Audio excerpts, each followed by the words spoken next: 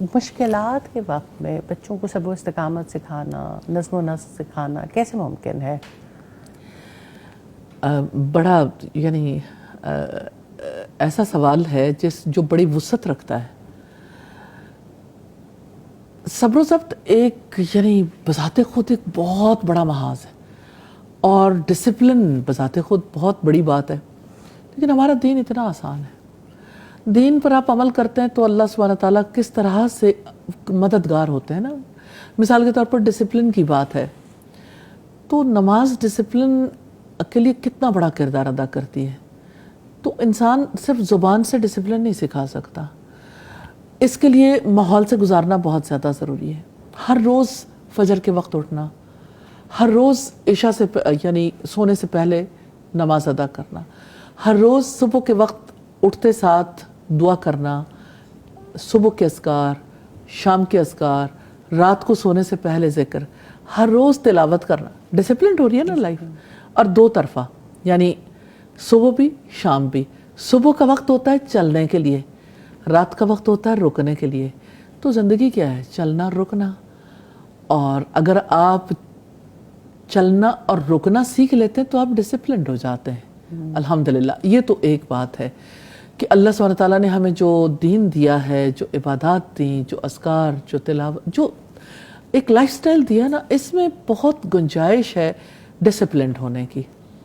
اب آپ یہ دیکھیں کہ ایک انسان اگر نماز پڑھتا ہے، نماز کے وقت پہ وہ یعنی اس کی پابندی کرتا ہے، تو وقت کی پابندی نہیں سیکھتا، کیونکہ نماز نے تو اپنے وقت پہ شروع ہو جانا ہے۔ پھر آپ دیکھیے جس طرح یعنی اسکول جانا ہے، یا اسی طرح سے جیسے کالج یا یونیورسٹی جانا ہے، ایک بچہ جو اللہ سبحانہ تعالیٰ کے آگے سر جھکانا سیکھتا ہے اور امام کے کوشن پہ امام جیسے کہتا ہے اللہ اکبر تو ہاتھ اٹھاتا ہے، میں کہتی کیا ہی خوبصورت طریقہ ہے بندگی کا۔ یہی تو زندگی ہے کہ آپ کو پتہ ہو کہ کوشن اور کوشن کے بعد آپ کا عمل، تو آپ کا ہاتھ اٹھانا، آپ کا ہاتھ باندھنا، رکوع میں جانا، کہیں بھی آپ آگے نہیں جا سکتے۔ ڈسپلن اور کیا ہوتا ہے کہ آپ کو یہ پتہ ہے کہ آپ نے ہر سٹیپ پہ کس موقع پر کیا کام کرنا ہے۔ اور فوجی ڈسپلن ہے، زبردست قسم کا ڈسپلن ہے ہمارے دین میں جو سکھایا جاتا ہے۔ اور پھر جیسے روزہ رکھنا ہے، زبردست ڈسپلن ہے، یعنی کھانا اور پینا بھی اللہ سبحانہ تعالیٰ کی اجازت کے ساتھ منسلک ہو جاتا ہے۔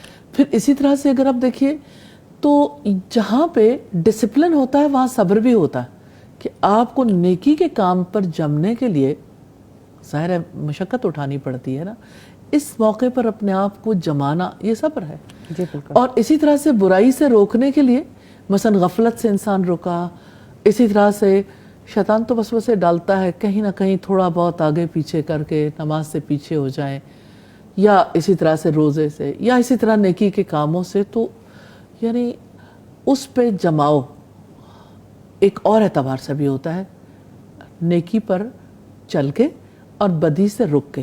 ہم نے پہلے بات کی رکنا اور چلنا، نماز سکھاتی ہے، اور زندگی میں جو دین ہے آپ کو چلنا رکنا بتاتا ہے۔ تو آپ دیکھیں چلنا صبر کے ساتھ ہے، رکنا صبر کے ساتھ ہے، تو نیکی پہ چلنا اور برائی سے رکنا ممکن ہو جاتا ہے۔ پھر مصیبت کے وقت صبر ہے۔ تو مصیبت کو وہ انسان جو اللہ کی تقدیر پر ایمان رکھتا ہے، مصیبت کی صورت میں نہیں دیکھتا، اللہ کے فیصلے کی صورت دیکھتا ہے۔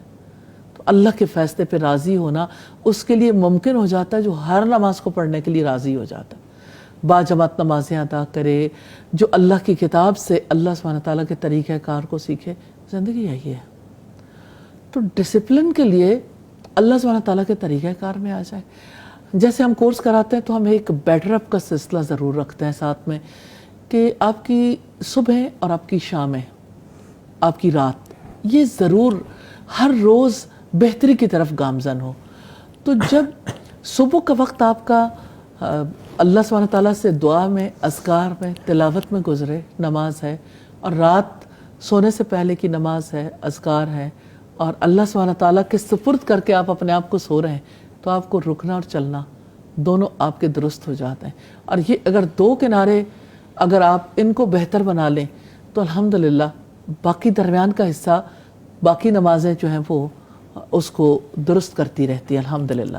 اور جیسے قرآن حکیم میں آتا نا ان الصلاۃ تنہا عن الفحشاء والمنکر، کہ بے شک نماز برائی اور بے حیائی سے روکتی ہے. تو الحمدللہ باقی جو روک ہے وہ نماز بھی لگاتی ہے اللہ تعالیٰ کے فضل و کرم سے. تو جو انسان اللہ سبحانہ تعالیٰ کے کوشن پہ سر جھکانا سیکھ لیتا ہے وہ صبر کرنا سیکھ جاتا ہے.